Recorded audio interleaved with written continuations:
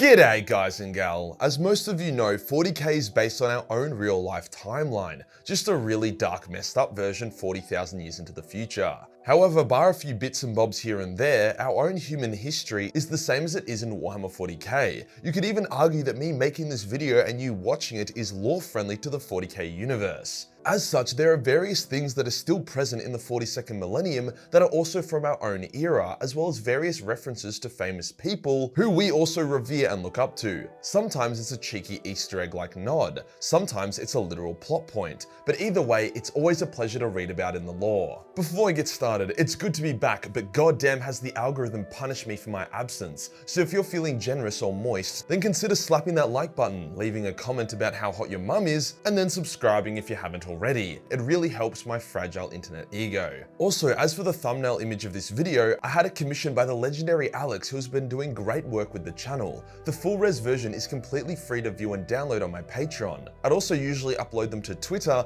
but I've had milk with a longer shelf life than that platform, so free on Patreon it is. Today we'll go over the various references to our own era, as well as the literal tangible things that have survived all the way until Warhammer 40k, although I will still count it if it made it to the Horus Heresy at least. Let's get into it. Our old Earth, as it's called, is constantly referenced in the lore, but the names of places and people are slightly altered as to not be too on the nose. The Egyptians are called the Egyptians, America is America, Britain is Britannia, and whatnot. Subtle, but still different. Many of these countries or places are referenced by the more intelligent and worldly Warhammer characters, often them telling stories about the old places. Stuff like how the ancient Romani Empire was the first great civilization, and how its influence is still felt until this day. I mean, no fucking shit, it's pretty clear the Emperor had a juicy hard-on for Rome, hence all the Roman references in the Space Marine legions, as well as the Legio Custodes. One key real-life person that really stands above the rest in these references is William Shakespeare himself, or Shakespeare as they call him. Shakespeare's incredibly unique storytelling paired with his iconic tales have survived mostly intact into the current setting, with characters often quoting or attempting to quote his works while discussing parallels and insights. Although many other poets and writers are referenced, Shakespeare stands out above the rest. Speaking of references to famous people, Nathaniel Garrow's original ship, the one he uses to escape the traitors and warn the Imperium of the Horus Heresy, is called the Eisenstein, a reference to a certain Germani physicist, aka Albert Einstein. Now this doesn't seem like a big reference at all, but considering how important that ship was, after all the book is literally called Flight of the Eisenstein, it's definitely worth a mention. It also does a lot to show how respected scientists were during the Emperor's golden age, that ones from dozens of thousands of years ago would be honored in such a way. But yes, I hear you. Who gives a fuck about references? You want to see tangible shit in 40k that is present in our current society, and I'll fucking give it to ya, you hungry lore sluts. Malcador is old as shit, 6,718 exactly by the time of the Horus Heresy. We know this as he remembers in crystal detail the moment of his birth and every second that has passed between then and his death. While this still puts him at over 20,000 years off being born around our era, it means that he has a pretty keen eye for history and culture, so much so that he actually collects extremely valuable historical artifacts, often works of art.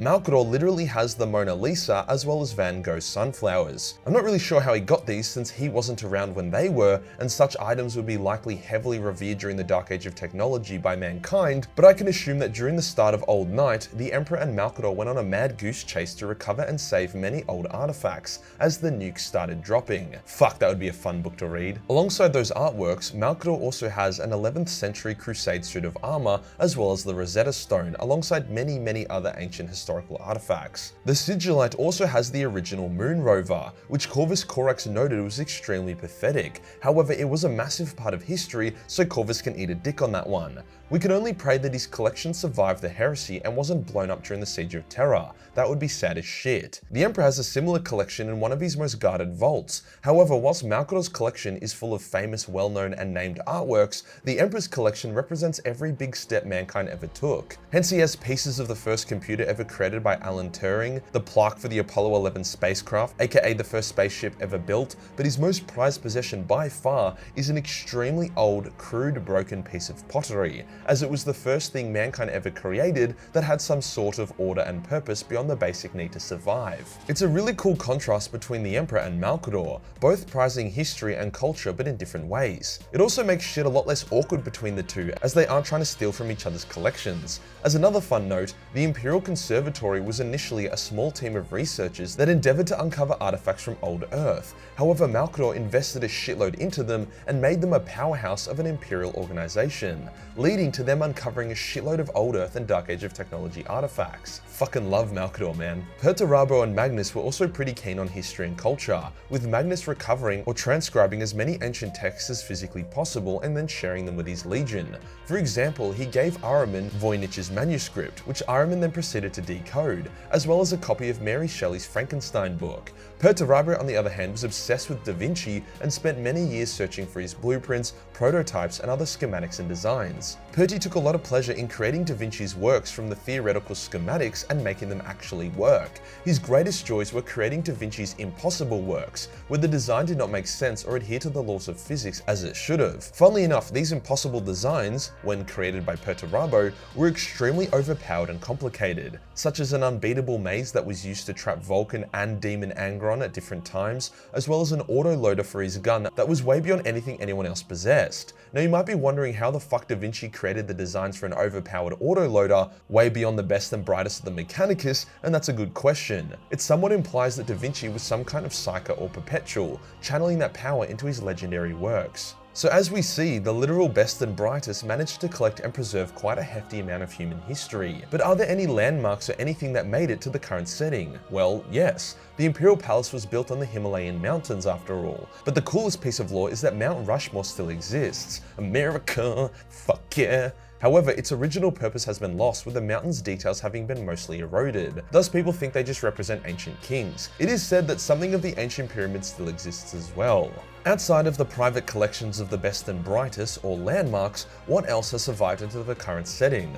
Well, a few pretty random and actually quite fun things. An antique market vendor had a USSR toy rocket for sale. After all, plastic takes a fuck long time to break down. The Mechanicus also have Nikola Tesla's skull, whom they revere as Elder Nikolai. They have modified the skull so that upon activation, it emits a short-range but powerful EMP blast. I'm not sure if that is the most disrespectful shit ever or extremely awesome, but either way, it's a thing. Historically, Tesla was actually cremated, so there's a good chance that these weirdos recovered the ashes, reconstructed the skull with said ashes, before then turning it into a fucking EMP. Something that always makes me laugh is genius level characters knowing about history, but the history is so fragmented that they completely fuck up the original story and recreate it in a hilariously bad fashion. For example, Arkan Land, a scientist so revered that even the Emperor sought his advice once, built a mechanical pet monkey based on old drawings and descriptions. When one of his fellow scientists theorized that the tail was used to hold onto trees, Arkan called him a fucking retard and said that it was obvious that the tail was actually used as a barbed stinger to protect itself. On another occasion, Belisarius Cawl, the dude who made the Primarchs, revived Guilliman and is second only to the Emperor in intelligence,